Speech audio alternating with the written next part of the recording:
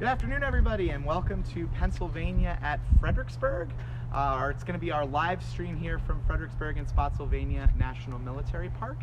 Just want to pull everybody in who's going to be participating today. If you guys want to come on in, going to introduce ourselves, kind of talk a little bit about what we're going to do today.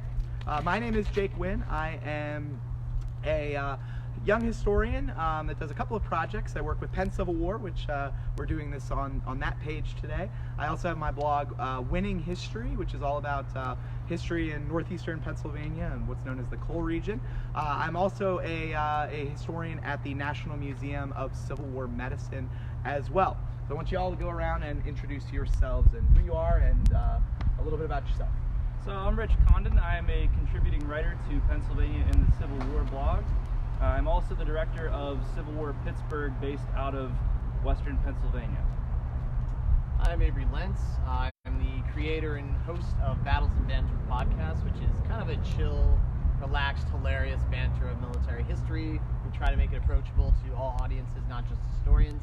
I'm also a former park guide here at Fredericksburg and Spotsylvania National Military Park, and I'm really excited to be here. So Jake, thanks for having me. This is going to be a good day. Talk some history. Yeah, my name is Ryan Quint.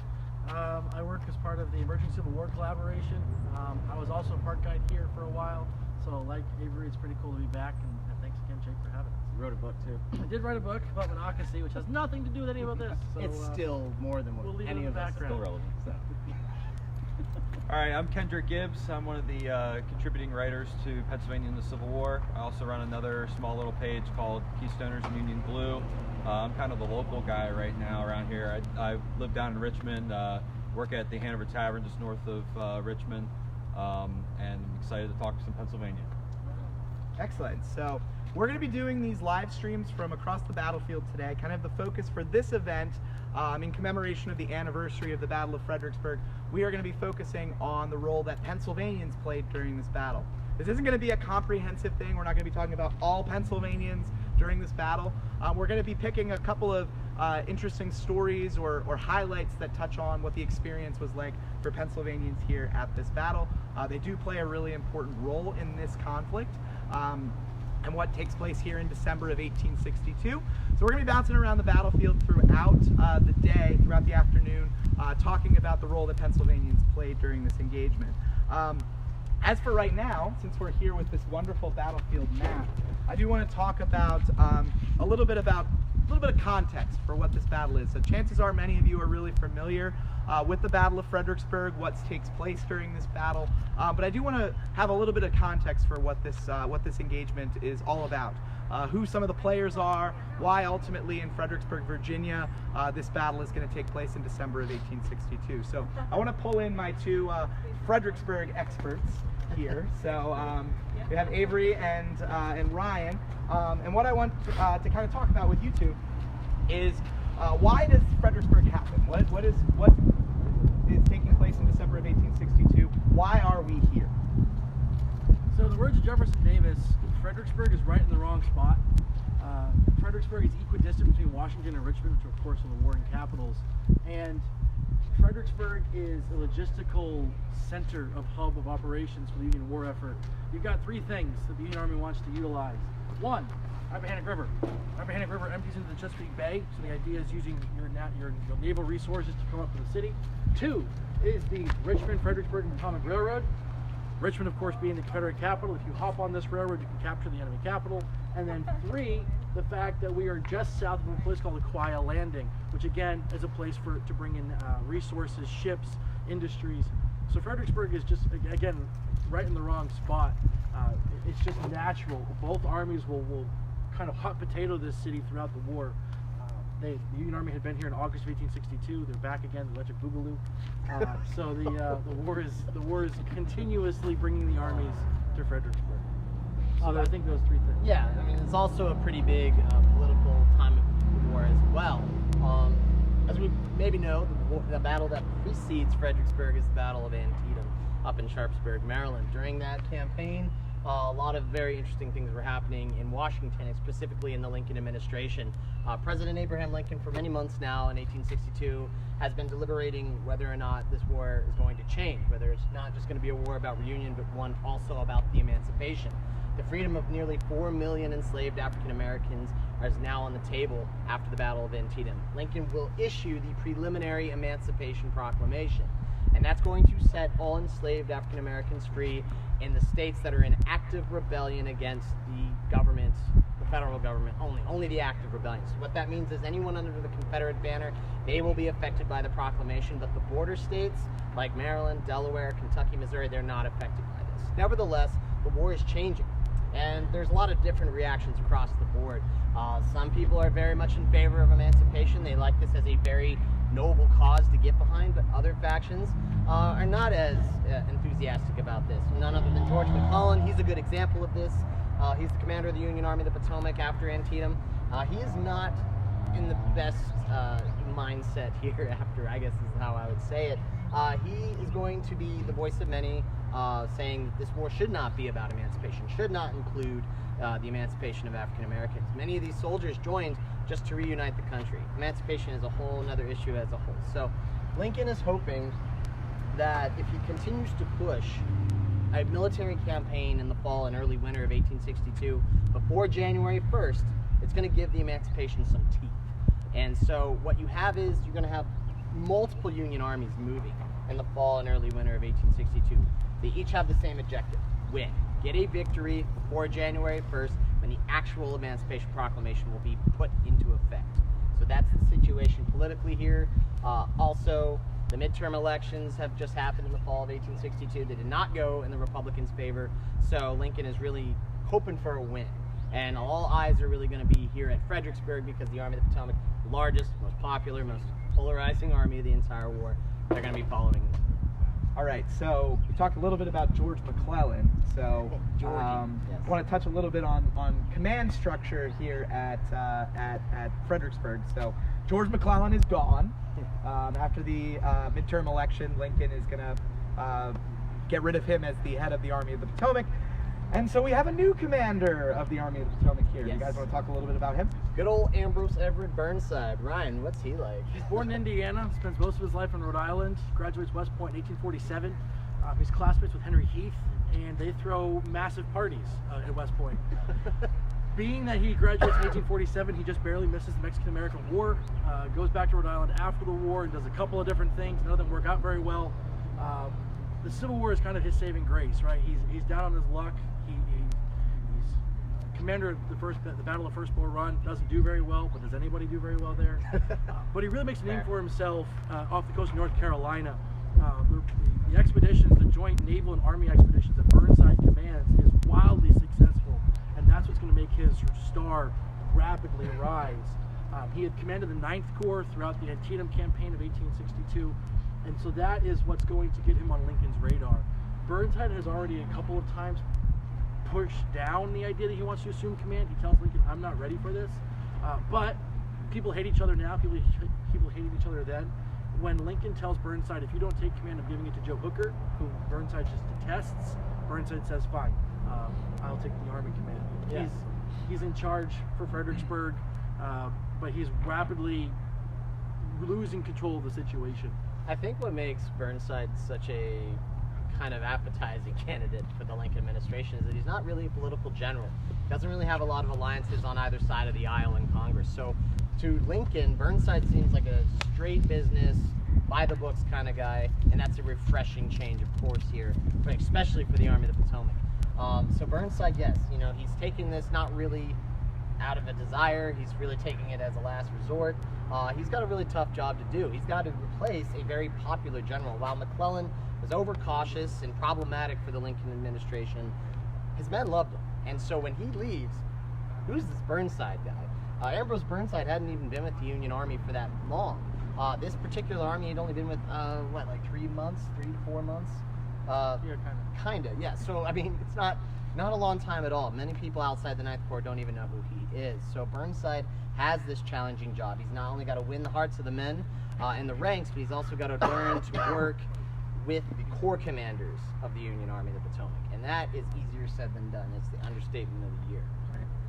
So all of this begs the question, why Fredericksburg? Why is the Union Army here? Why is the Army of the Potomac come to Fredericksburg in November and December of 1862?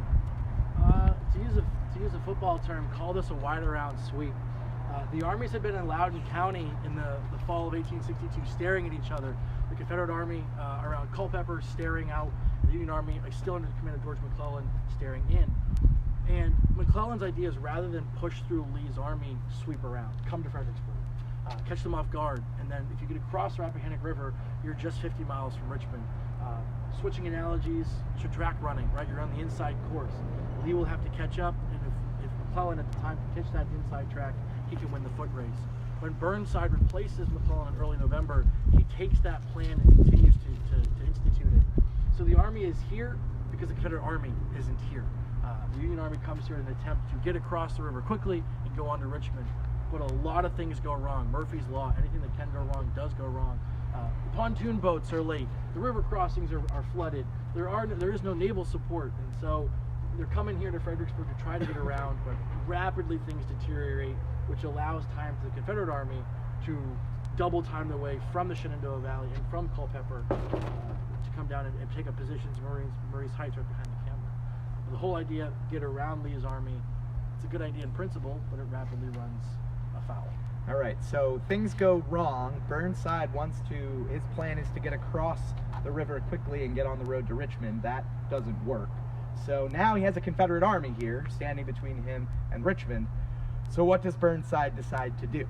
Inevitably, he's going to have to attack here. I think what people sometimes forget about Fredericksburg is what we've already mentioned. It's a very political campaign. There's a lot riding on this politics-wise, and there's a lot of eyes on this army. So you're new commander, first time in command of this very popular army, and you have two options here.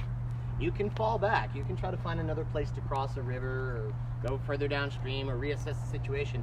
But if you withdraw in the face of the enemy here, you're not only going to look like a coward, you're going to make the whole army look like fools, and you're going to make President Lincoln look like a fool. At least that was one of the fears in General Burnside's mind, I'm sure, because you have to consider all of these potential ramifications going into this campaign. The other option Burnside has is to attack the Confederates where they are. And they would have been on a 5-mile long defensive line west of the town of Fredericksburg. I know we're kind of slanted sideways here, but this is east, this is west, south, and north. And so what you're going to have here is Burnside needing to get his army from one side of the river to the other before he even makes an attack. And this is way easier said than done. And what's even better, it's even more, I guess, polarizing about this campaign is that Burnside didn't want to fight a battle here at all. Like we've mentioned already, this is supposed to just be a stop along the way. But now we have to attack on ground that was not of our choosing against a heavily entrenched army. Mind you, the whole time that Burnside is waiting for the rains to subside, the Confederates are here digging in a much heavily fortified position. They're entrenching firmly on a 5-mile long line of hills west of town. All right, so running short on time here, so let's cliff notes this. So December 11th, 1862, with our map here, just give us a quick synopsis of what happens to start this battle on December 11th, 1862. 3 bridge sites: upper crossing, middle crossing, lower crossing. Union engineers, yeah, there we go. Upper, middle, lower. Sorry. Upper, middle, lower. Engineers will spend the morning trying to build those bridges. They are met with stiff opposition in Fredericksburg itself by entrenched sharpshooters. Union artillery bombards the town. Soldiers ford their way across in boats. There is heavy street fighting December 11th. Confederates pushed out. Union Army will spend the 11th consolidating their forces, spend the 12th consolidating their forces, which brings us to the 13th, getting ready to attack out of Fredericksburg towards these positions. There's about 30,000 Union soldiers in this section of the line, and closer to about 65,000 down here to the south. It should be noted that these Union soldiers had no problem getting across, but it's the fact that the Confederates are going to contest that crossing here in the city.